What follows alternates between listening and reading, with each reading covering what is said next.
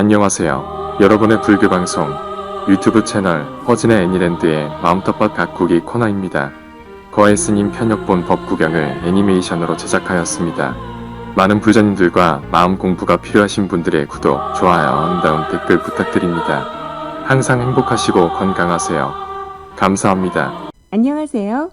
오늘은 부처님께서 제파와나 수도원에 계시던 어느 때 세 무리의 비쿠들과 관계된 세 가지 사건과 관련하여 개송을 설법한 법문 세 무리의 비쿠들 이야기입니다. 여러분의 불교 방송 유튜브 채널 허진의 애니랜드의 마음 텃밭 가꾸기 코너입니다. 감사합니다. 첫 번째 무리, 일단의 비쿠들이 부처님을 친견하기 위해서 제파와나 수도원으로 오던 중에 한 마을에 머물게 되었다.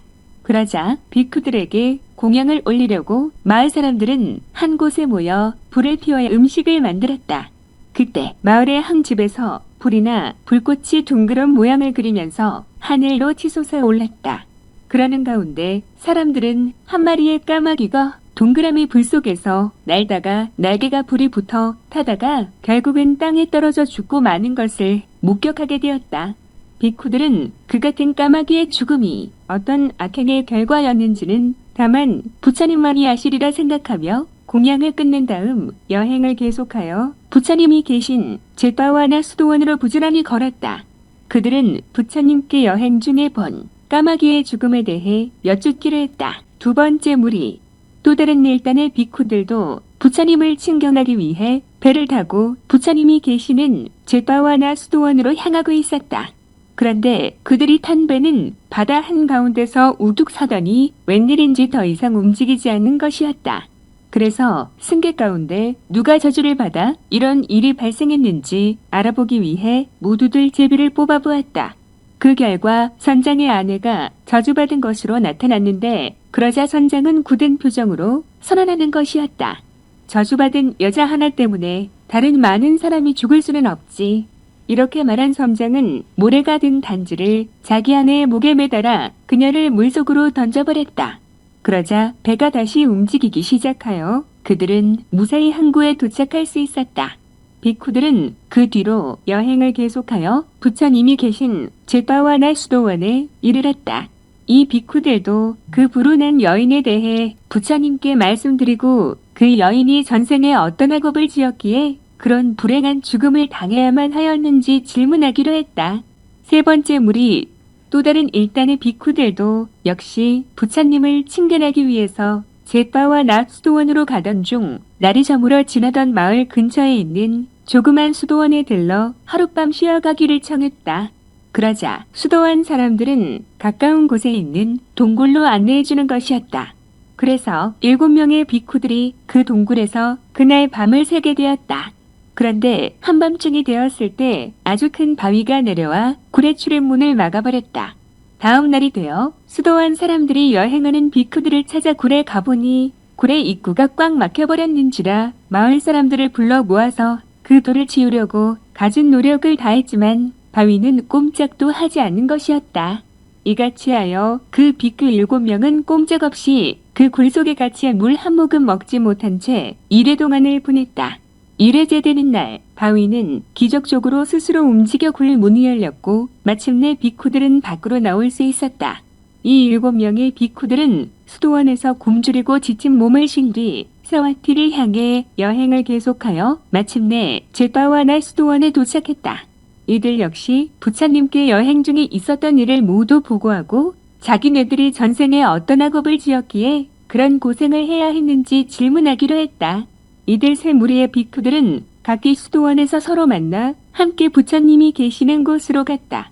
그리고 각기 자기들이 여행 중에 겪었던 일을 보고 드리고 부처님의 대답을 청했다. 부처님께서는 그들의 모든 이야기를 다 들으시고 나서 이렇게 대답해 주셨다. 첫 번째 무리에 대한 답변. 어느 때 황소 한 마리를 가진 농부가 있었다. 그런데 이 황소는 아주 게으르고 고집이 세서 농부는 황소를 잘 부릴 수가 없었다. 황소는 아무데나 앉아 새김질을 하거나 잠만 자는 것이었다.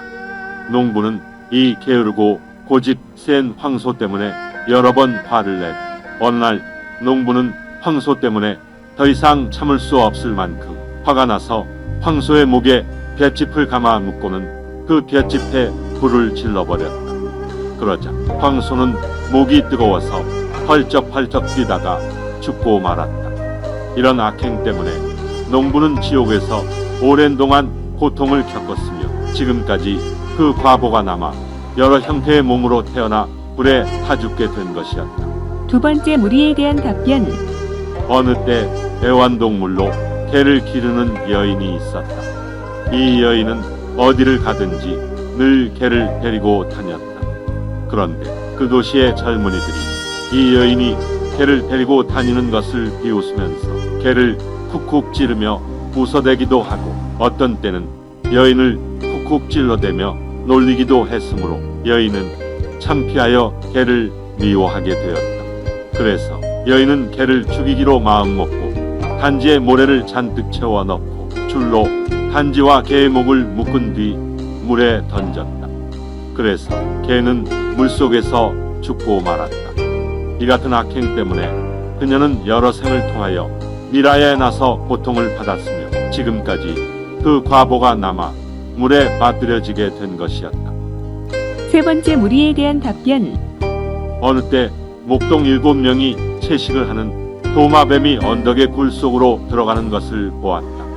그들은 그곳에 뱀의 통로가 있다는 것을 알고 그 통로를 나뭇가지와 덤불 등으로 꼭꼭 막아놓고 떠나버렸다. 이들은 집에 가서 자기들이 무슨 짓을 했는지 까마득히 잊어버리고 이래를 보냈다. 그동안 도마뱀은 아무것도 먹지 못하고 꼼짝없이 갇혀있을 수밖에는 없었다. 그러다가 그 7 목동들은 1회째 되는 날 자기들이 한 일을 기억해내어 굴에 가서 구멍을 열고 도마뱀들을 풀어주었다.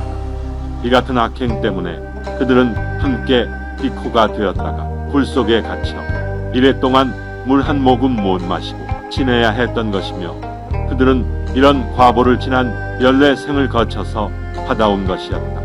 이와 같이 부처님의 이야기를 다 듣고 나서 한 비크가 탄식했다. 진실로 나쁜 행동을 범하고 사는 그 과보를 도저히 피할 수가 없습니다. 그가 비록 하늘에 있거나 바다에 있거나 혹은 동굴 속에 있거나 간에 말입니다.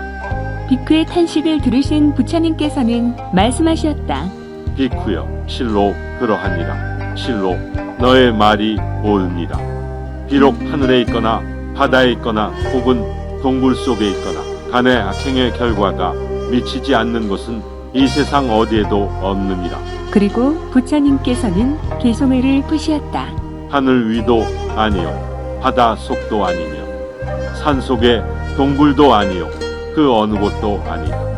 악행의 결과를 피할 곳은 이 세상 그 어디에도 없고 부처님의 이 설법 끝에 세무리의 비쿠들은 모두 소파파티 팔라를 성취하였다. 버려 또 버려라.